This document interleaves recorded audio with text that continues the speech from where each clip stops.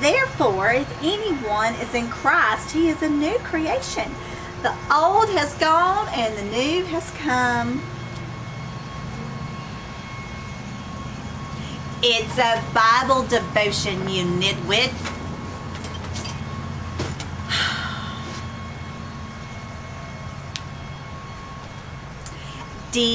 Devotional.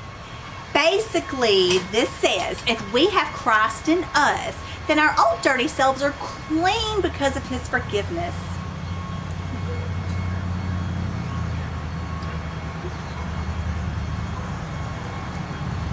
Well, now that is dirty.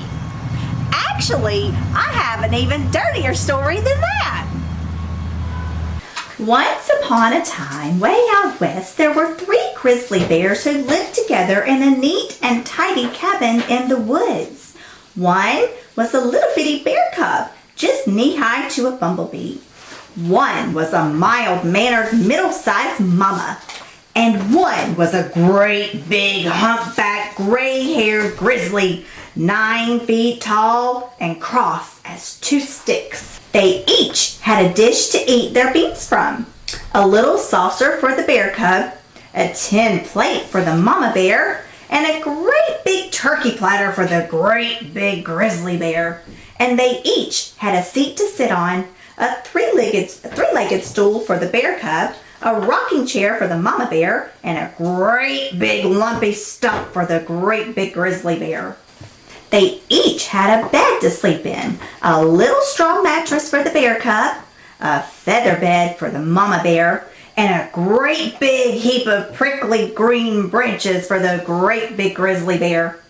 One day, while their red-hot beans were cooling in their 3 dishes, the bears went out for a walk.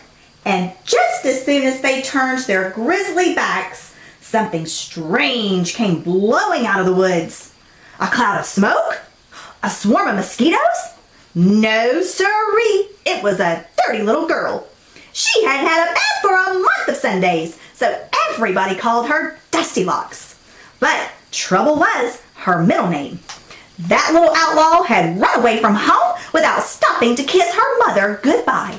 First, Dusty Locks peeked in the bear's window. Then she squinted through the keyhole of the cabin door. Finally, she barged right straight inside. Those grizzlies were fine, upstanding, law-abiding critters, honest as the day is long, and they never locked their doors. "Beans!" cried Dusty Locks. "Yahoo! I'm so hungry I could eat a saddle blanket." Now, if the bears had been there, they would have shown true Western hospitality and said, "Sit right down and dig in." But crusty little Dusty Locks didn't wait to be asked. She took a bite of the big grizzly beans. At first, Dusty Locks smacked her lips, but then she let out a yell. "Oh-wee!" A wildfire flamed inside her mouth. She howled louder than 10,000 coyotes, and Dusty Locks said a very bad word. You see, the great big grizzly bear liked his beans chock full of chili peppers. "Too hot!" gasped Dusty Locks. When the fire died down, Dusty Locks took a bite of the mama bear's beans. But the mama bear liked hers plain. "No salt, no nothing," said Dusty Locks and spat them out. She had no more manners than a pig in a peach orchard. Then she took a bite of the bear cub's beans. "Just right," said Dusty Locks, and she gobbled them all up, licked the saucer clean, and burped. Next, Dusty Locks sat on the great big grizzly stump. "I'm rough and tough," she bragged, but it was even too lumpy and bumpy for her. And then she tried the mama bear's rocking chair, but it had too many fancy-dancy cushions for her, so she plunked herself down upon the bear cub's 3-legged stool. "Just right," said Dusty Locks. But that heavy little roughneck sat the poor stool right into the ground. This made her madder than a half-squashed hornet. She kicked the pieces out of her way and stomped upstairs. "Running away is hard work," said Dusty Locks, all tuckered out. First, she threw herself down on the heap of green branches that belonged to the great big grizzly, but the branches itched and they pricked and they jabbed and they stabbed Dusty Locks something terrible. So she jumped up and down till she stamped them into sprigs.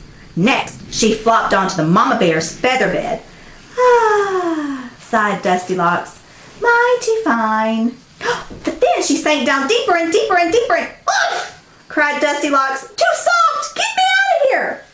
And then she tested the bear cub's little straw mattress, and it was neither too hard nor too soft. Just right, said Dusty Locks, and she covered herself up and fell fast asleep. Meanwhile, the grizzlies came home from their hike. At first, they figured their tidy cabin had been struck by a sandstorm. But when the great big grizzly took a look at his dinner, he got riled. "Someone's been eating my beans," he growled in his great big rough gruff voice. "Someone's been eating my beans," said the Mama Bear in her mild-mannered middle-sized voice. "Someone's been eating my beans too. She's eating them all up," squeaked the baby bear cub in his little bitty baby voice. Now, Dusty Locks had tipped over the stump. "Someone's been sitting in my chair," growled the big bear in his great big grouchy voice. And Dusty Locks had dumped the cushions on the floor. "Someone's been sitting in my chair," said the Mama Bear in her middle-sized voice. "And someone's been sitting in my chair and smashed it all to flinders," squeaked the bear cub in a little bit bigger voice than before. The great big grizzly got really riled. "Bean rustler!" he roared. "Chair buster!" And the three bears galloped upstairs looking for trouble. The first thing they found was the heap of stomped sprigs.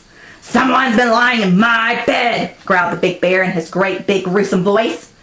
Then they saw feathers scattered from here to breakfast. "Someone's been lying in my bed," said the Mama Bear in her middle voice. And then they saw the little straw mattress with the rumpled blanket and a dusty, dirty head upon the pillow. "Someone's been lying in my bed and here she is!" squeaked the bear cub in the biggest voice he had. "Well, I'll be bumfuzzled," growled the great big bear, scratching his grizzly gray head in amazement. "Land sakes," said the Mama Bear, "smells mighty whiffy in here." "P.U.," squeaked the bear cub. "Is it a skunk?" When Dusty Locks heard the big grizzly's voice in her sleep, she dreamed of thunder and lightning. And when she heard the Mama Bear's voice, she dreamed of her own mother. But when she heard the bear cub squeak, she dreamed she had a bug in her ear, and she woke right up. And when she saw three grizzly bears staring at her, Dusty Locks was so scared that she tumbled out of bed, took a flying leap through the window, and made tracks for home. She vamoosed so fast the dust didn't settle for a week. The moment Dusty Locks' mother got a hold of that dirty little desperado, she dumped her in the bathtub, and then she scolded, and she scrubbed, and she rubbed, and she hugged, and she kissed Dusty Locks into a whole new girl entirely. And the three grizzly bears never saw her again.